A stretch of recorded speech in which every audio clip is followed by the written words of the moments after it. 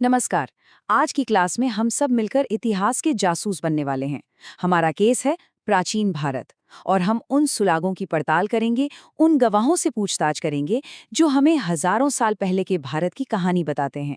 तो चलिए शुरू करते हैं अपनी जांच। तो देखिए, सबसे बड़ा सवाल तो यही है कि जब हमारे पास कोई टाइम मशीन है ही नहीं, तो हम अतीत के बारे में, मतलब हजारों साल पहले के बारे में इतना सब कुछ जानते कैसे हैं? देखिए, इसका जवाब छिपा है उन सबूतों में, उन गवाहों के बयानों में और उन फोरेंसिक रिपोर्ट्स में जिन्हें इतिहासकारों ने सालों की मेहनत से हमारे लिए जोड़ा है। ठीक है, तो ये रही हमारी केस फाइल। हमारी जांच के 4 मुख्य हिस्से होंगे। सबसे पहले हम विदेशी गवाहों के बयान देखेंगे, मतलब यूनानी, रोमन, चीनी और अरब लेखकों ने क्या कहा। फिर हम ठोस फोरेंसिक सबूतों की तरफ चलेंगे, यानी पुरातत्व की जांच करेंगे। और सबसे आखिर में हम इन सब सुरागों को जोड़कर एक फाइनल रिपोर्ट तैयार करेंगे, जो आपके एग्जाम के लिए बहुत जरूरी होगी। तो हमारी जांच शुरू होती है गवाहों के पहले समूह के साथ, यूनानी और रोमन लेखक। ये वो लोग हैं जिन्होंने दुनिया को भारत के बारे में कुछ सबसे पहली जानकारियां दी। हाँ, ये बात और है कि उनकी कुछ कहानियां किसी फिल्म की स्क्रिप्ट से कम नहीं थीं। चलिए देखते हैं। हमारे पहले गवाह हैं टीसियस और हेरोडोटस। अब देखिए, टीसियस की बातें तो बिल्कुल कहानियों जैसी थीं, जिन पर भरोसा करना थोड़ा मुश्किल है। वहीं हेरोडोटस, जिन्हें इतिहास का पिता भी कहते हैं, ये एक बहुत ही महत्वपूर्ण एमसीक्यू पॉइंट है, इसे नोट कर लीजिए। इनका काम भी दूसरों से सुनी सुनाई बातों पर ही आधारित था। असली और भरोसेमंद जानकारी हमें मिलनी शुरू होती है सिकंदर के साथ आए लेखकों से, क्योंकि उन्होंने जो अपनी आंखों से देखा वही लिखा। अब इस स्लाइड पर खास ध्यान दीजिए। ये लेखक सिर्फ यात्री नहीं थे, बल्कि ये राजदूत थे, जो इन्हें आई विटनेस यानी कि प्रत्यक्षदर्शी बनाता है। मेगास्थनीज, जो चंद्रगुप्त मौर्य के दरबार में आया, उसकी किताब इंडिका मौर्य काल की सामाजिक और प्रशासनिक व्यवस्था को समझने के लिए किसी खजाने से कम नहीं है। ठीक इसी तरह डायमेकस और डायोनिशियस ने बिंदुसार और अशोक के दरबार में रहकर बहुत अहम जानकारी दी। याद रखिएगा, परीक्षा में यहाँ से मैच द फॉलोइंग का सवाल सीधा सीधा बनता है। इनके बाद 2 और बड़े रोमन नाम आते हैं, प्लिनी और टॉलमी। प्लिनी ने अपनी किताब नेचुरल हिस्ट्री में भारत के पेड़ पौधों, जानवरों और खनिजों के बारे में लिखा। कह सकते हैं कि एक तरह से उन्होंने भारत की प्राकृतिक संपदा का एक कैटलॉग ही तैयार कर दिया था। वहीं दूसरी तरफ टॉलमी ने भारत का भूगोल लिखकर हमें उस समय के भारत के नक्शे की एक झलक दी, जो व्यापार और रास्तों को समझने में बहुत मदद करती है। अच्छा, अब एक गुमनाम गवाह की बात करते हैं। एक किताब है पेरिप्लस ऑफ द इरिथ्रियन सी।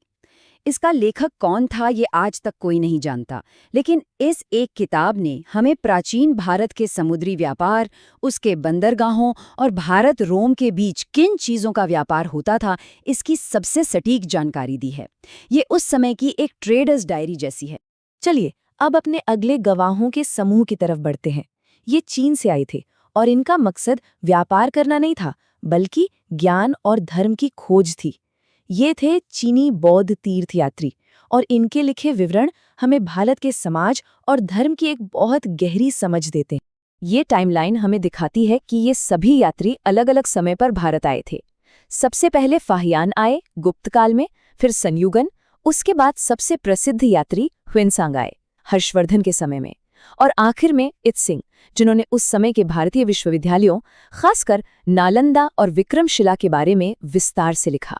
फाहियान, जो चंद्रगुप्त द्वितीय के समय भारत आए थे, उनके विवरणों ने ही गुप्त काल को स्वर्ण युग कहने की धारणा को और भी मजबूत किया। उन्होंने मध्य प्रदेश के समाज का वर्णन करते हुए लिखा कि यहाँ के लोग बहुत सुखी, समृद्ध और न्यायप्रिय शासन में रहते थे।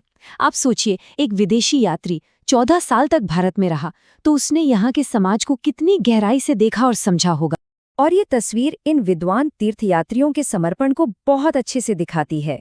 ह्वेनसांग, जिन्हें यात्रियों का राजकुमार भी कहा जाता है, करीब 15 साल भारत में रहे। उन्होंने हर्षवर्धन के समय के समाज, धर्म और राजनीति का अपने यात्रा वृतांत सीयूकी में इतना विस्तार से वर्णन किया है कि इसने उस दौर के बारे में हमारी समझ को पूरी तरह से बदलकर रख दिया।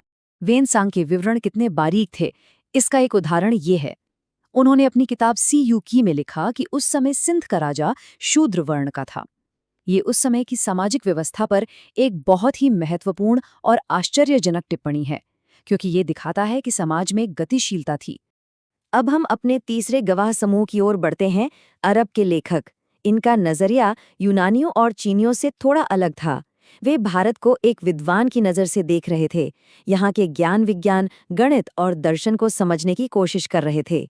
तो यहाँ सबसे महत्वपूर्ण बात यह है कि अल बरूनी सिर्फ एक यात्री नहीं था, वो एक महान विद्वान और वैज्ञानिक था।